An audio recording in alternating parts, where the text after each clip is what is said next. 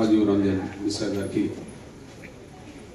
మనస్ఫూర్తిగా మాదిగల పక్షాన ఇంకా దళితుల్లో వెనుకబడ్డ దళితులందరి పక్షాన మీకు ఉద్యోగం అవసరం సార్.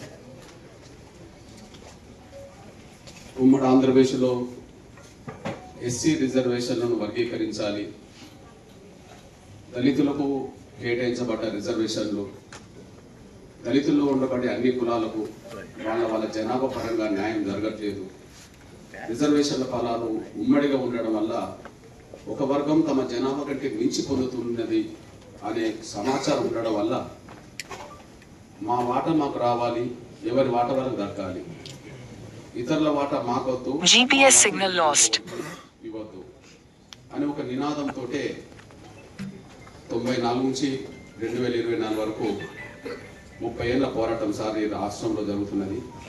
తెలుగు నేల మీద ఉన్న ప్రతి పౌరుడికి ఈ ఎంఆర్పిఎస్ ఉద్యమం గురించి అవగాహన ఉన్నది సార్.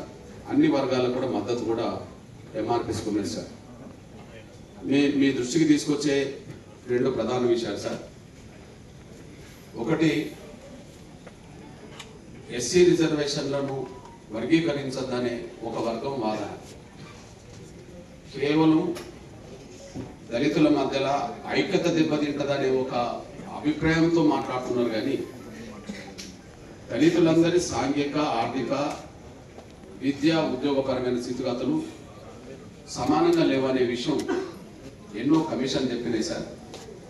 డాక్టర్ బాబాసాహెబ్ అంబేద్కర్ గారు కూడా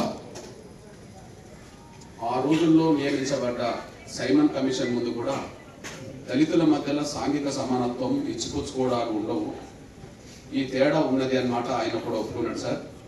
వాటి దళితుల మధ్య దళితులు సమాజం దృష్టిలో అంటరాంతరం గురవుతున్న, వివక్ష గురవుతున్న వాళ్ళే కానీ ఈ దళితుల మధ్యలో కూడా ఏ 2 కులాల మధ్యలో కూడా సాంఘిక సమానత్వం, ఇతరాత్ర రంగాల్లో ఏ సమానత్వం లేదు సార్. 2 మాలమాదిగ పల్లెలు పక్కపక్కనే ఉన్నా ఇచ్చిపుచ్చుకోవడాలు ఉండవు సార్. కాబట్టి ఐక్యత అనే ముసుగులో మా అవకాశాలు దాదాపు 70 సంవత్సరాలుగా ఒక వర్గమే ఎక్కువ పొందింది అని స్పష్టమైన సాక్ష్యాలు ఉన్నాయి సార్.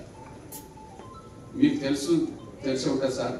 మేము మాలాంటి వాళ్ళం పుట్టక ముందు 1965లోనే ఆనాడు లాల్ బహదూర్ శాస్త్రి గారు ప్రధానమంత్రి ఉన్న కాలంలోనే లోకూర్ కమిటీ నియమిస్తే దేశంలో ఉండబడే దళిత కులాల్లో ప్రతి రాష్ట్రంలో 1-2 కులాలు మాత్రమే తమ జనాభా కంటే మించి పొందినవి, మిగతా కులాలకు అవకాశాలు రాలేదని లోకూర్ కమిటీ నివేదికలు ఉన్నాయి సార్. ఆ 65 నివేదికలు కూడా మాల వర్గం వాళ్ళ జనాభా కంటే మించి పొందిందనే లిస్టులో వచ్చింది సార్. అంటే ఎవరి జనాభా పరంగా వాళ్ళకి అవకాశాలు వస్తే అందరికీ న్యాయం జరుగుతుంది సార్. మాకు న్యాయం జరగలేదని సాక్ష్యం.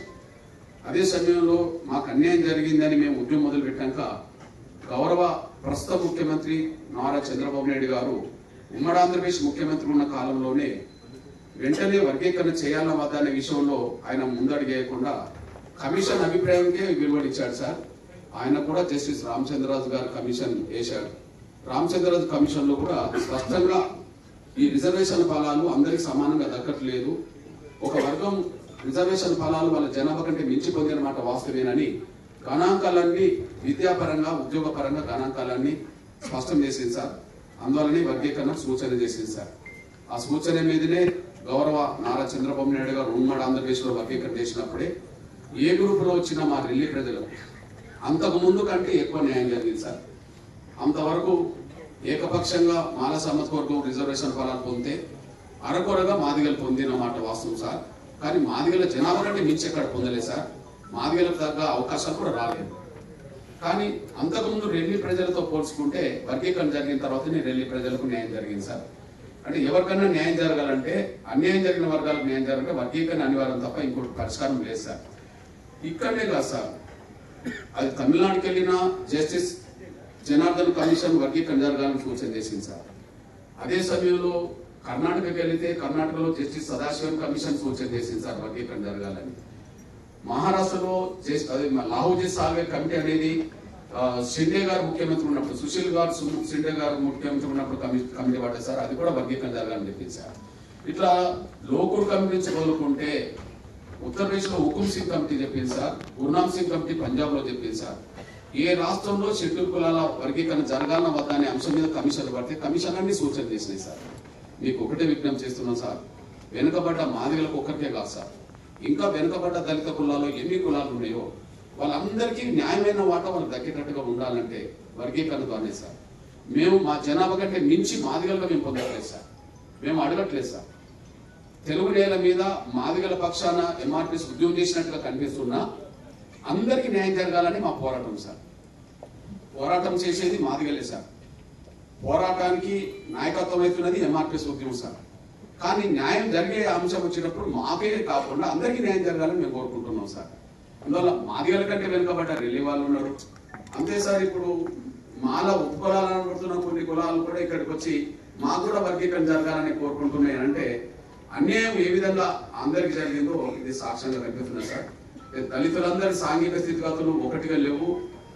సమాజం దృష్టిలో వీళ్ళు అందరూ అంటరాని వాళ్ళే కావచ్చు, కానీ మా మధ్యలో కూడా అంటరాంతనము ప్రతి పల్లెలో ఉంటుంది సార్. అందువల్ల సామాజిక స్థితిగతులు ఒకటిగా లేవు, ఆర్థిక స్థితిగతులు ఒకటి లేవు, విద్యా ఉద్యోగపరమైన సమానత్వం మాకు రాలేదు. కాబట్టి వర్గీకరణ ద్వారా పరిష్కారం కాబట్టి త్వరగా వర్గీకరణ జరిగే విధంగా అందరికీ న్యాయం జరిగే విధంగా సార్ మళ్ళా మేము కోరుతున్నాం సార్. మాదిగ ఉద్యమాన్ని నడుపుతున్నాం మేము, మాదిగలకే న్యాయం జరగాలంటలేము సార్. మాదిగలకు న్యాయం జరగాలి, ఇప్పటి వరకు అన్యాయం జరిగిన ప్రతి కులానికి న్యాయం జరగాలి, మాదిగలకు న్యాయం జరగాలి. ఎందుకంటే అన్యాయం జరిగిన వర్గంలో మాదిగలు ఉన్నారు, జనాభా పరంగా ఉండే కూడా అన్యాయం జరిగిన వాళ్ళు మాదిగలు, ఇతరత్ర కులాలు కూడా కొన్ని ఉన్నాయి సార్, వాళ్ళకు కూడా న్యాయం జరగాలి. న్యాయం జరగలేదని నివేదికలు చెప్తున్నాయి సార్. కాబట్టి పెద్ద మనసు చేసుకుని త్వరగా వర్గీకరణ జరిగే విధంగా మీ సూచన చేయాలని ఒకటి కోరుతూ, ఈ మధ్య కాలంలో కొన్ని మా దృష్టికి వచ్చిన అంశాలు చెప్తున్నాం సార్. ఇప్పుడు ఒక్కొక్క ఊర్లో మరి దాన్ని తొందరగా సరిచేయాల్సిన అవసరం ఉంది సార్. అవసరం ఒక 4 రోజులు వారం రోజులు అదనం టైం తీసుకున్నా మంచిదే, కానీ ఎవరికి అన్యాయం జరగకుండా చూడండి సార్. ఇప్పుడు నిన్నటి వరకు ఒక 2-3 విలేజ్లో మాకు స్వాతంత్రం వచ్చిన కాంచి మాకు ఎస్సీ మాదిగ సర్టిఫికెట్ ఉంటుంది సార్. ఒక కొలుకొలూరో ఇంకోటో అనుకుందాం సార్. అక్కడ ఉన్నదంతా మాదిగలే సార్. ఇంతవరకు ఏబీసీ వర్గీకరణ జరిగినప్పుడు ఎస్సీ బి కింద మాదిగ కింద వచ్చినాం సార్, హిందూ మాదిగ కిందనే వచ్చారు సార్.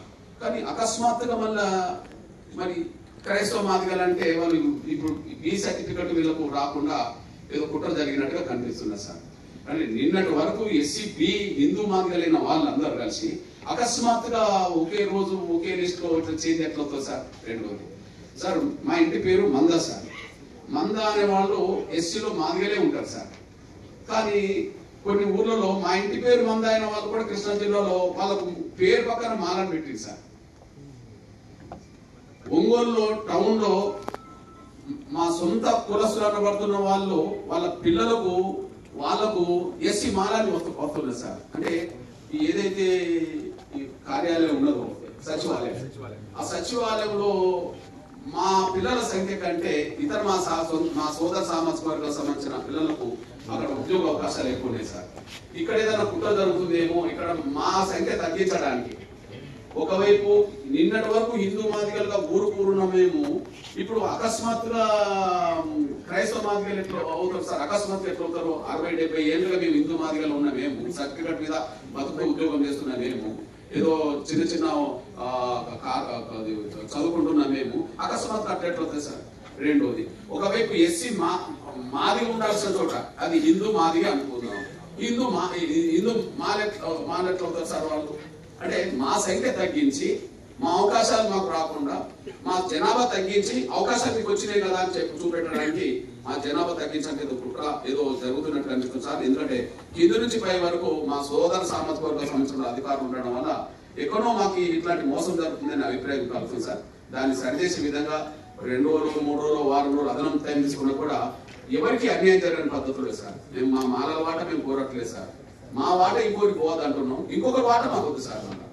మాలల కంటే మాదిగలు వెనుకబడ్డారు సార్. కానీ మాదిగల కంటే రెల్లి ప్రజల కంటే ఇంకా ప్రజలు వెనుకబడ్డారు సార్. కాబట్టి మాకంటే వెనుకబడ్డ వాళ్ళ అవకాశాలు మాకు వద్దు సార్. మాలల కంటే వెనుకబడ్డ మాదిగల అవకాశాలు వాళ్ళకి వద్దు సార్. మాలల జనాభాకు అనుగుణంగా వాళ్ళ వాటకు పోవాల్సిందే, మాదిగల జనాభాకు అనుగుణంగా మా వాట మాకు రావాల్సిందే, ఇతర కులాల జనాభా ఎవరికి ఎంత ఉన్నదో వాళ్ళ వాట మనకు పోవాల్సిందే సార్.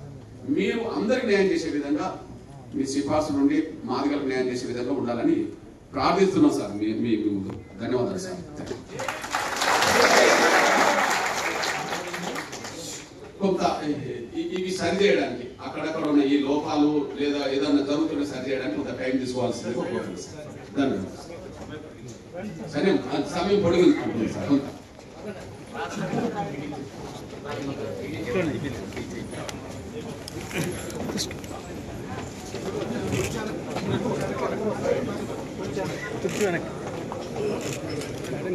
మేడం గారు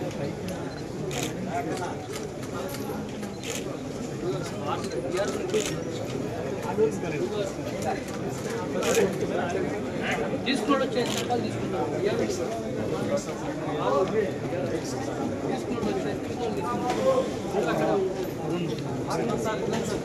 ఓకే తీసుకున్నాక దిగేసేయండి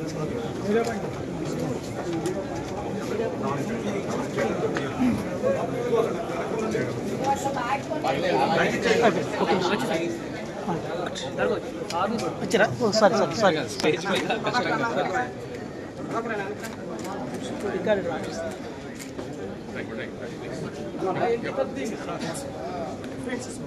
అంబేద్కర్ రాసిన పుస్తకాలు కృష్ణయ్య టెక్స్ట్ బుక్స్